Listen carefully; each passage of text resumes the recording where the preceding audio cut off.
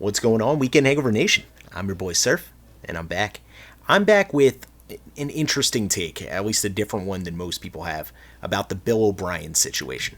The Texans fired Bill O'Brien this week after his 0-4 start, and I know, it's easy to poke fun at Bill O'Brien, especially in the wake of that Hopkins trade fiasco, and I think it's fair to say that Bill O'Brien, the GM, wasn't exactly good. But I'm here to remind everyone just how good his run as the head coach of the Houston Texans was, and why expectation is an unfair weight that can crush the very best. Firstly, let me remind the football world who Houston Texans are. The Texans came into existence in 2002. They have an all-time win-loss record of 131 wins to 161 losses. Grand total of 8 winning NFL seasons. 5 of those came with Bill O'Brien at the helm. He led the Texans to a record of 52 wins to 48 losses, 4 division titles in only 6 seasons. That's an absolutely dominance of the AFC South. Then, after 4 games, the Texans give him the boot. At the very least, the Texans owed Bill O'Brien the 2020 season in its entirety. So, think about this. This is just a weird fucking year. And is it not possible that in this insane year, had something to do with the fact that the Texans' sluggish beginning here? Is it possible that Deshaun Watson is one of those players that needs the preseason? Maybe he can't just turn it on, and that's why he looks so damn awful. Not to mention the quality of opponents. The Chiefs, the Ravens, the Steelers, then finally the Vikings? 3 of the 4 of those teams are going to be in the fight for the AFC title. And the Vikings squad? Wow. They're off to a slow start. That's still a really nicely put together Vikings team, who nobody thinks is just going to continue to be awful all year. It's just really head scratching. I don't understand it.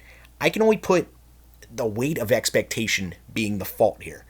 You have a run like Bill O'Brien had, and franchises tend to take that shit for granted. Playoffs year in and year out, dominance over a division for over half a decade. Did Bill O'Brien have trouble getting over the hump in the playoffs? Yeah, sure. But let's be honest, did any of the Texans teams that he was in charge of, did any of those enter the season as favorites to win the Super Bowl? Or even in the playoffs, was anybody thinking, oh my God, watch out for that Texans squad? No, I think he got the best, the absolute best, out of every single team that he coached every fucking year. So what's next for Bill O'Brien? Well, the job that really jumps out to me, if it becomes available in 2021, because 1, they're a franchise that I have no fucking clue what they're going to do next. And 2, they don't seem to want to get rid of their coach no matter how mediocre he is. That's the Jacksonville Jaguars.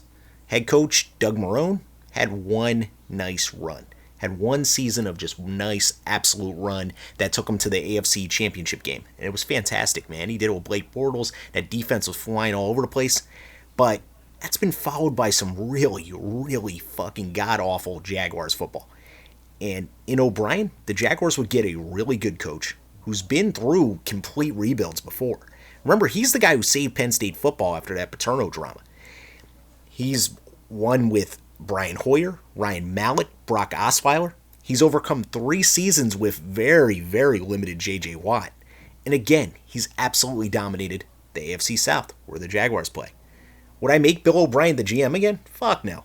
But I'm not a GM coach kind of guy. I'm not a guy who likes to combine that job title.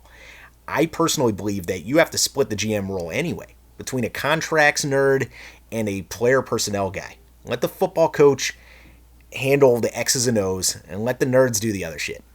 Alright guys, it's been another Weekend Hangover production. I'm your boy Surf. I want to tip my hat to Bill O'Brien and say you did a hell of a job with the Texans, and wherever you end up next, you're going to do a fantastic job there as well.